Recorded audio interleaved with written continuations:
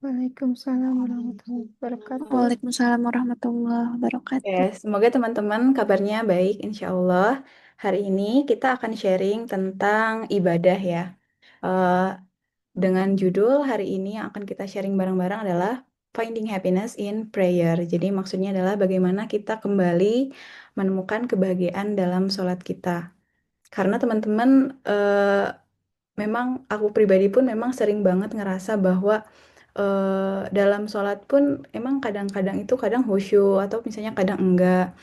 Eh, Mungkin beberapa dari kita mungkin atau misalnya mungkin beberapa dari kita adalah merasa bahwa ibadah atau sholat itu hanyalah tugas kecil dan rutinitas dan sebuah tugas yang cuma perlu ya udah selesai aja, yang hanya perlu untuk diselesaikan rutinitasnya karena memang sebuah kewajiban saja seperti itu. Tapi teman-teman, yang mau aku sampaikan hari ini adalah bagaimana kita itu semua bisa merasakan kebahagiaan dalam sholat kita. Karena sholat itu selain dari kewajiban, merupakan salah satu cara kita terhubung dengan pencipta kita, yaitu Allah Subhanahu wa Ta'ala. Bagaimana eh, nantinya aku bakalan share tentang tips yang praktikal yang mungkin bisa diterapkan oleh kita semua, termasuk aku pribadi sendiri pun. eh, akan belajar untuk menerapkan ini dalam eh, rutinitas sehari-hari. Mungkin kita selama ini melakukan gerakan sholat itu ya hanya gerakannya, tapi pikiran dan hati kita itu nggak tahu di mana. Maka di pertemuan kali ini rasanya aku pengen sekali untuk sama-sama bahas tentang finding happiness in prayer. Teman-teman mungkin yang ngerasa juga seperti aku itu nggak sendiri karena siapapun juga mestinya udah pernah mengalami hal kayak gini. Jadi dalam sesi sharing kita malam ini aku mau bahas tentang 5 cara dan atau misalnya 5 tips yang untuk menemukan kembali bagaimana cara kita menemukan kebahagiaan dalam beribadah. Supaya kita bisa datang dalam sholat itu, dalam ibadah itu dengan hati yang penuh dan bisa lebih fokus untuk melaksanakan sholat. Yang pertama tentunya eh, tips yang pertama adalah prepare like you are meeting someone you love. Jadi kita itu harus bisa bersiap seperti kita itu bakalan ketemu sama seseorang yang kita cintai.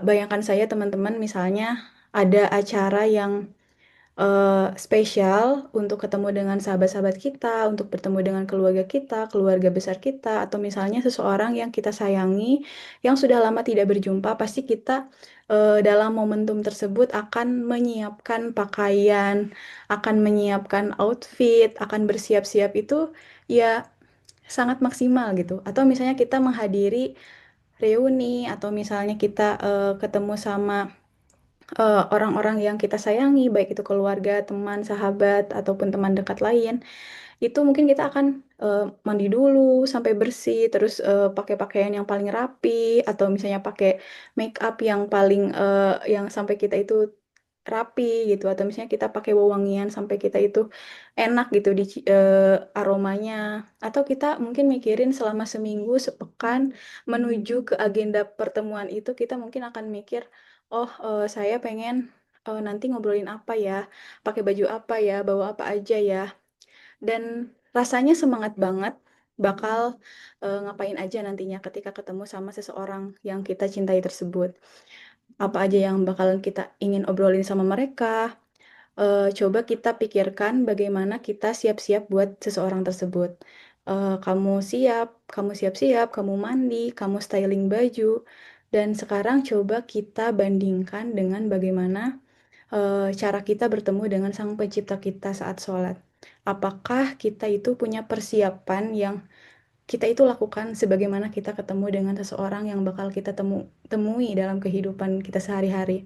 Apakah caranya dan excitementnya atau rasa excited dan semangatnya itu sama seperti cara excited di mana kita itu ingin bertemu dengan Allah saat sedang sholat?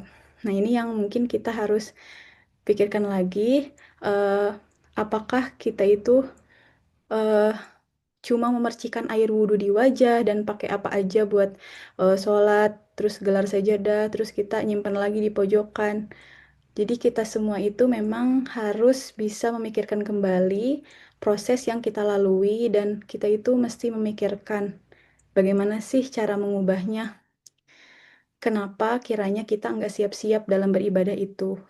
Dan kenapa kita itu excitementnya nggak sama? Senangnya itu dengan kita mau ketemu sama seseorang yang kita cintai atau sayangi. Dan ini mungkin ada beberapa tips yang bisa teman-teman lakukan supaya lebih bisa prepare ketika sebelum sholat itu. Yang pertama adalah tipsnya adalah saat berwudu. Nah, ini adalah prepare atau persiapan yang harus kita lakukan saat beribadah, entah itu sholat atau misalnya baca Quran, itu pasti diawali dengan wudhu.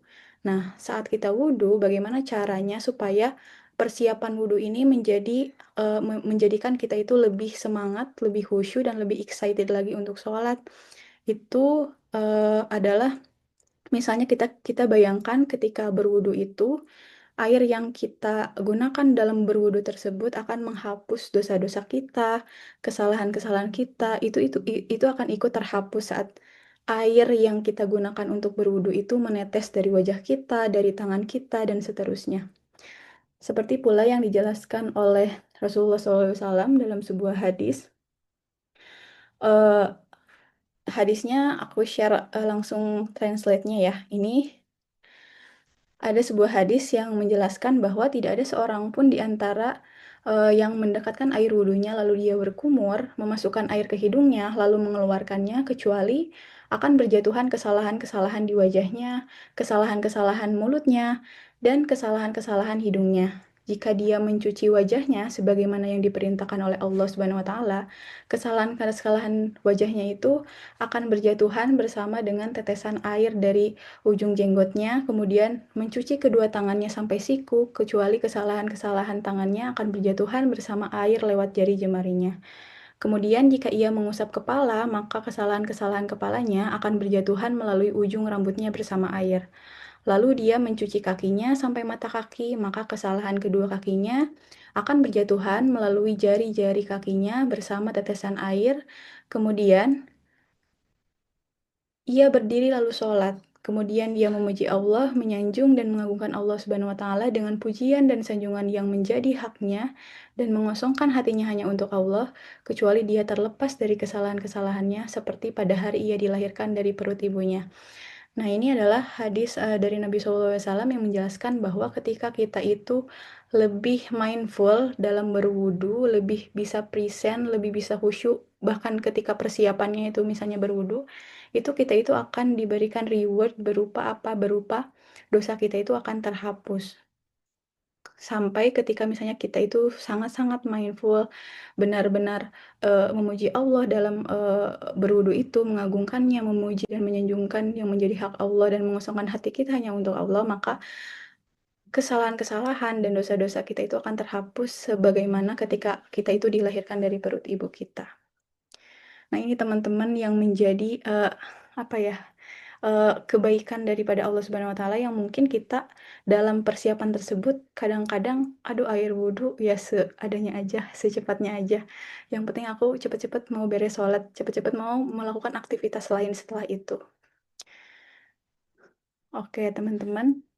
Lalu selanjutnya ada juga hadis yang menyatakan bahwa tidaklah seorang muslim berwudu lalu ia menyempurnakan wudunya dan melaksanakan sholat kecuali Allah mengampuni dosa-dosa yang dilakukannya antara sholat yang dia kerjakan sampai dengan sholat berikutnya. Nah, ini adalah keutamaan ketika misalnya kita itu mindful menyempurnakan wudu kita, persiapan dari ibadah kita itu jauh-jauh lebih bersiap karena kita itu merasa excited, merasa sangat senang untuk bisa bertemu dengan Allah Subhanahu wa taala saat sholat. Lalu selanjutnya adalah tempat. Nah, ini yang kedua daripada preparation tadi, bersiap-siap tadi.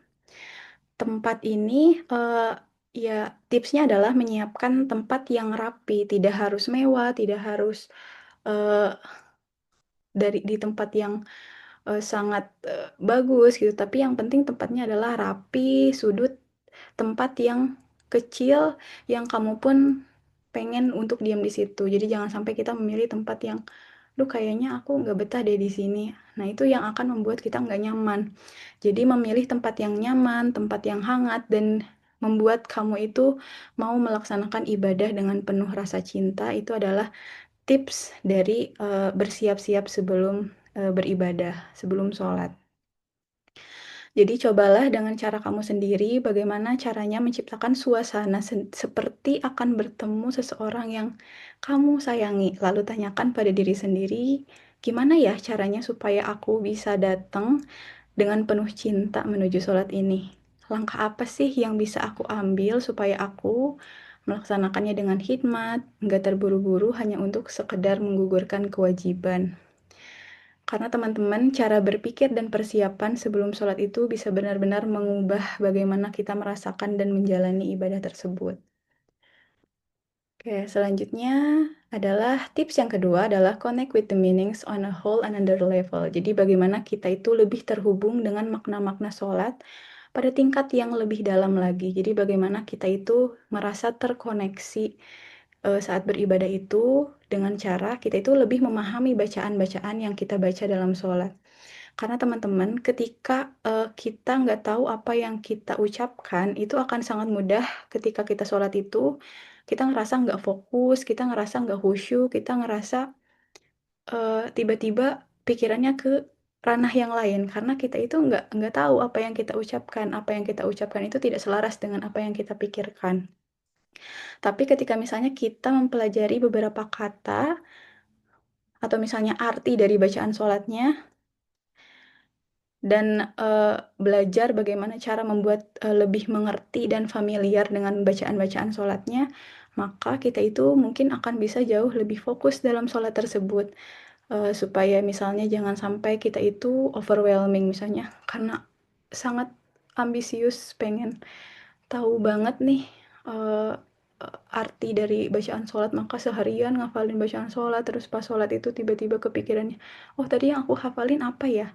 Sebetulnya ini kan proses ya teman-teman, jadi, bagaimana caranya itu supaya tidak sampai overwhelming, mungkin tipsnya adalah tiap pekan atau tiap bulan itu, kita pelajari makna bacaan sholat itu misalnya dari satu kalimat, satu frasa, itu untuk dipahami.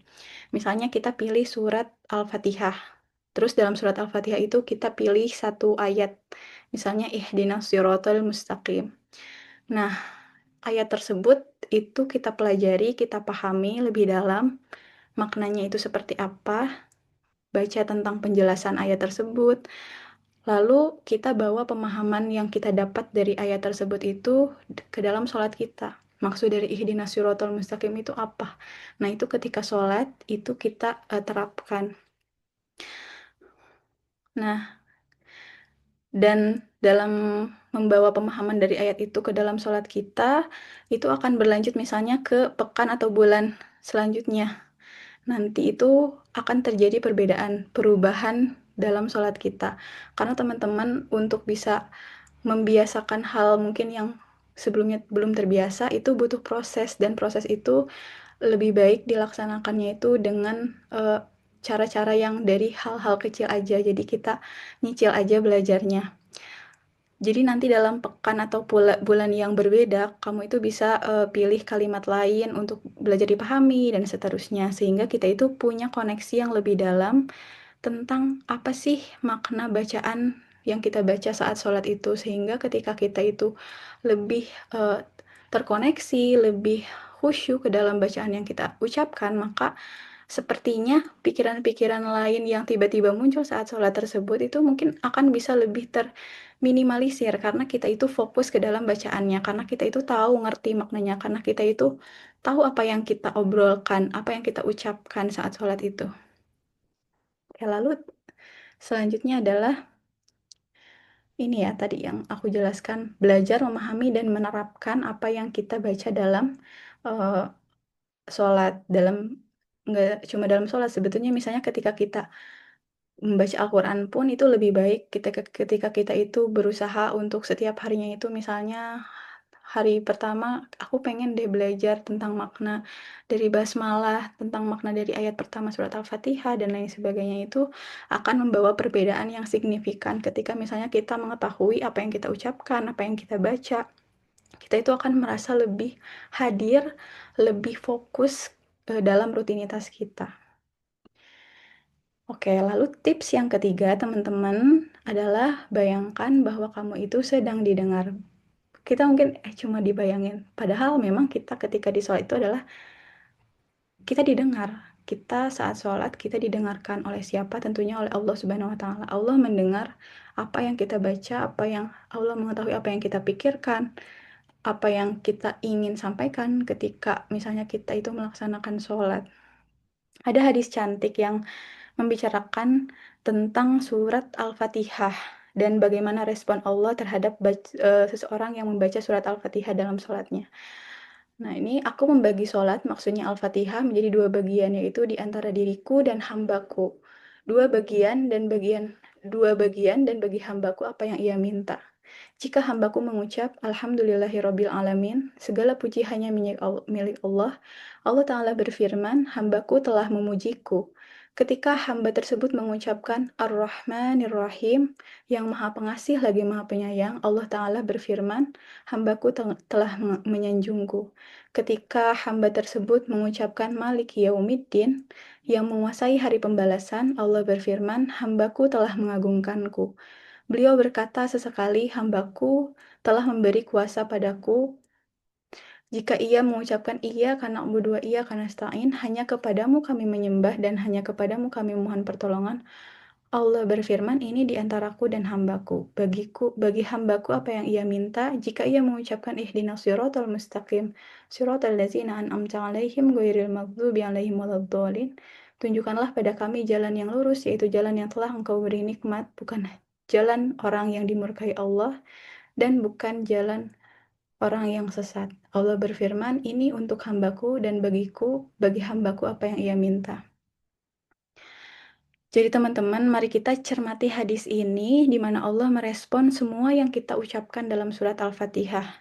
Dan mungkin sebelumnya teman-teman juga udah ada yang tahu tentang hadis ini. Jadi mari kita coba selalu ingat kembali pemahaman kita tentang hadis ini, karena kadang kita itu udah tahu sesuatu tapi suka tiba-tiba lupa gitu. Misalnya ketika kita sholat, oh Allah tuh ternyata ngerespons kita ketika kita membaca Al-Fatihah dalam sholat, tapi kita kadang tidak aware, nggak tahu ketika ketika kita sholat tiba-tiba lupa. Jadi eh, mari kita sama-sama menyegarkan kembali dan meresapi lagi makna. eh, Contohnya adalah salah satunya adalah makna surat Al-Fatihah ke dalam sholat kita. Karena surat Al-Fatihah ini memang adalah salah satu rukun yang wajib dibaca ketika misalnya kita sholat. Karena begitu banyak maknanya, merupakan umul Quran, dan juga ini adalah tujuan kita. Kita ingin ketika hidup di dunia ini, Allah selalu menunjukkan jalan yang lurus.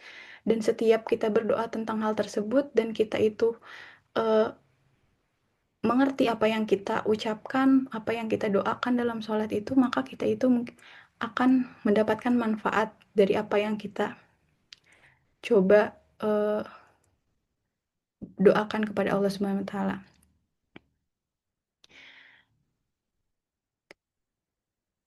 Oke, jadi mari kita semua-semua itu sama-sama belajar bahwa kita itu uh, penting bagi kita itu untuk membaca surat Al-Fatihah dengan perlahan, dengan kesadaran bahwa Pencipta kita semua, Allah Subhanahu wa Ta'ala, sedang membalas setiap lantunan ayat yang kita ucapkan, mengucapkannya dengan lebih tenang, merasakan setiap kata, lalu berhenti sejenak, dan membayangkan bagaimana Allah akan menanggapi bacaan kita. Jadi bagaimana kita membayangkan Allah itu selalu mendengarkan ucapan yang kita baca ketika kita sholat. Dengan begitu kita mungkin akan bisa merasakan jauh lebih terhubung dan hadir sepenuhnya dalam ibadah kita.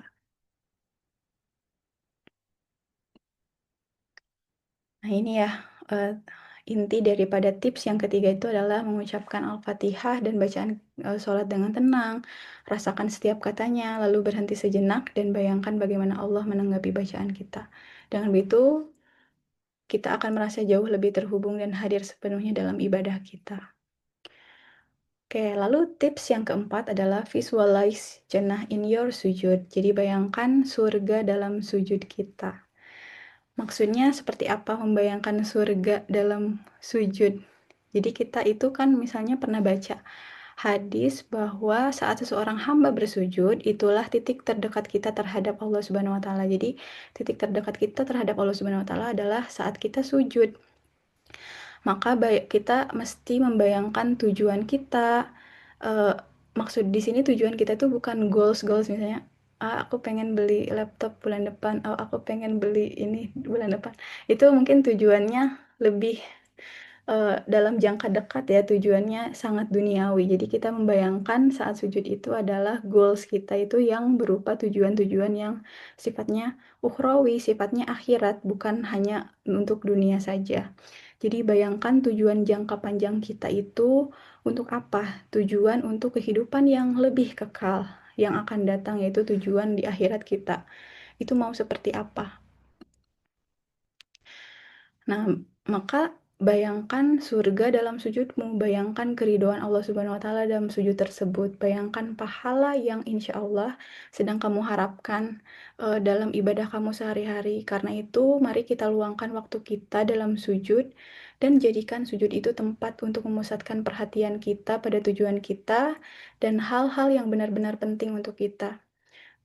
Tipsnya adalah kita jangan terlalu terburu-buru untuk kembali ke dunia, ambillah jeda dan pikirkan tentang akhirat. Nah, itu kenapa sujud itu menjadi titik terdekat kita dengan Allah Subhanahu wa taala, maka kita mestinya apa ya, membuat kesempatan yang luar biasa itu menjadi momen bagi kita untuk kembali dan mengingat bahwa, ya dunia ini hanya sementara. Dunia yang kemarin pas saat pertemuan minggu lalu kita bilang kita mungkin diskusikan bahwa, wah hidup ini ternyata banyak sekali ya ujiannya. Bagaimana cara mengambil hikmahnya dan mungkin ini adalah salah satu caranya adalah dengan memperbaiki sholat kita, memperbaiki ibadah kita, sehingga kita itu merasa bahwa sholat itu bukan hanya sekedar, mengisi list harian, bukan hanya sekedar menuntaskan kewajiban saja. Baik, selanjutnya adalah let go of being perfect. Jadi kita harus, melepaskan keinginan kita, ambisi kita itu untuk merasa sempurna dalam beribadah. Karena kita berusaha, tapi kadang-kadang kita itu selalu overthinking. Oh, sholat kita itu masih kurang, masih gini ya, aku mah kayaknya masih belum bisa. Sehingga kita itu ketika sholat itu tidak ada rasa untuk lebih, apa ya, lebih tenang gitu. Karena kita itu punya ambisi yang di luar daripada, kehendak kita. Jadi mungkin kita merasa sering menyalahkan diri sendiri, merasa nggak puas karena belum datang kepada sholat dengan cara sempurna, kita belum bisa melakukan sholat dengan cara yang sangat khusyuk. Tapi, tipsnya adalah lepaskan keinginan untuk selalu sempurna. Jadi kita itu jangan terlalu berharap setiap sholat itu selalu berada di tingkat kekhusyuan yang sangat dalam, karena ada hari di mana kita itu merasa fokus banget, merasa khusyuk banget, merasa terkoneksi sepenuhnya, dan hati kita terhadir sepenuhnya, itu tuh hal yang nggak bisa kita kendalikan. Ada juga masa-masa ketika kita itu merasakan, "Oh, kayaknya aku hari ini nggak terlalu khusyuk, kayaknya hari ini aku nggak terlalu fokus," dan itu nggak apa-apa. Jadi mari kita menemukan kebahagiaan dalam sholat, menemukan makna di dalamnya dan membangun koneksi dengan Allah Subhanahu wa taala. Semuanya adalah perjalanan seumur hidup dan itu adalah proses yang memang setiap hari itu banyak dinamikanya dan kita itu mari kita sama-sama untuk tidak berhenti untuk berusaha.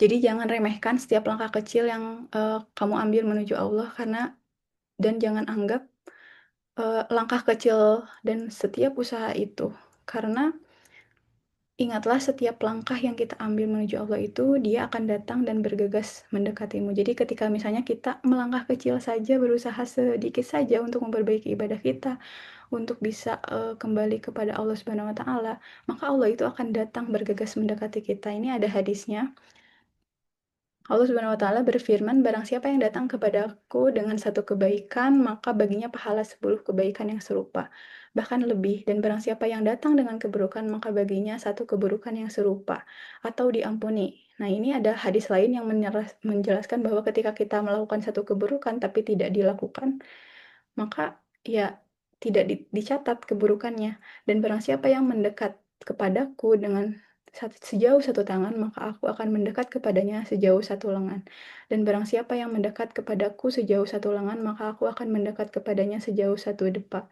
Dan barang siapa datang kepadaku dengan berjalan, maka aku akan mendatanginya dengan berlari. Jadi teman-teman, gak apa-apa kita belajar dan tidak ada yang tiba-tiba jadi sempurna karena ibadah itu adalah hal yang kita lakukan seumur hidup. Dipasang surutnya ujian yang kita hadapi, dipasang surutnya kehidupan duniawi yang sangat overwhelming ini, kita memang melangkah pelan-pelan tapi konsisten. Dan hadis selanjutnya menjelaskan bahwa barang siapa yang menemuiku dengan dosa memenuhi bumi dan tidak menyekutukanku dengan sesuatu pun, maka aku akan menemuinya dengan ampunan yang sama.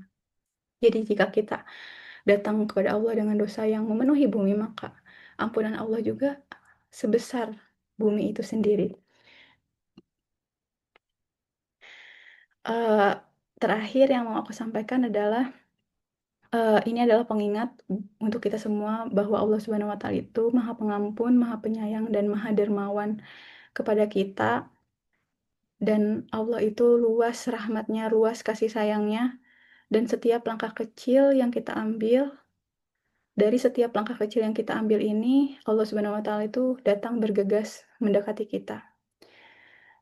Jadi teman-teman, mudah-mudahan dalam pertemuan kali ini ada sedikit dorongan untuk kita semua itu agar bisa menghadirkan lebih banyak makna dan keterhubungan kita dalam sholat, dalam ibadah, supaya kita itu merasa bahwa kebahagiaan itu luar biasa ketika kita bertemu dengan zat yang sangat kita cintai, Sang Pencipta, yang menciptakan, menghadirkan kita di dunia ini, yang memberikan rezeki kepada kita, yang memberikan nafas, dan yang mengatur nyawa kita, yang mengatur detak jantung kita yang kita tidak tahu bagaimana cara mengaturnya, supaya kita itu lebih bisa sangat khusyuk, sangat fokus, dan sangat hadir ketika kita itu beribadah. Dan mari kita berusaha terus bersama teman-teman saling mengingatkan, insya Allah. Terima kasih teman-teman untuk hari ini, karena sudah malam. Teman-teman yang hadir saat ini, saya ucapkan terima kasih banyak.